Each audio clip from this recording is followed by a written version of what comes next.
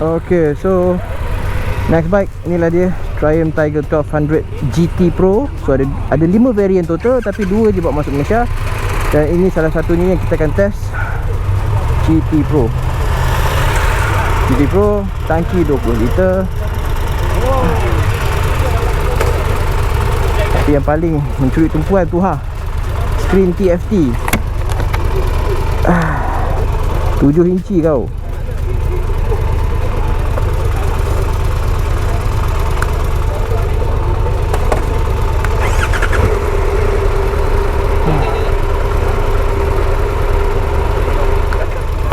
So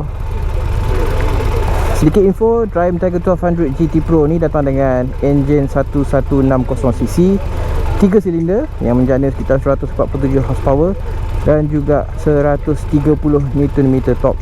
Okay, so apa yang baru tentang motor ni? So apa yang korang nampak ni semuanya baru. Okay, menurut Triumph, motor ni kini 25 kg lebih ringan daripada generasi sebelumnya. Okay, Tiger 1200, dan 17 kg lebih ringan berbanding dia punya pesaing dia, iaitu BMW R1250 GS.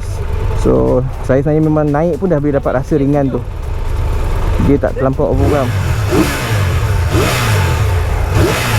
Screen adjustable, tarik sini je. Okay, turun, naik. Alright. Handlebar very upright. Seat dia lagi empuk daripada Tiger 660 tu. Oh, memang selesa habis lah. Okay, so kita ada fungsi riding mode, kita ada cruise control, high beam. Okay.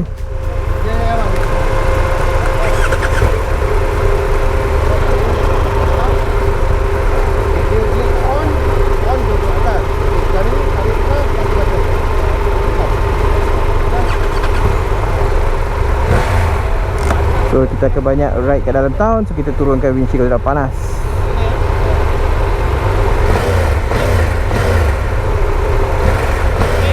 Punya ref. So upgrade paling besar pada Tiger 1200 adalah dia punya engine yang kini dapat T-plane crank yang sama seperti Tiger 900. Okay, so hasil dia dapat low range power dengan bunyi grunt yang tu, dan juga higher ref range, power pada range tinggi lah. So itulah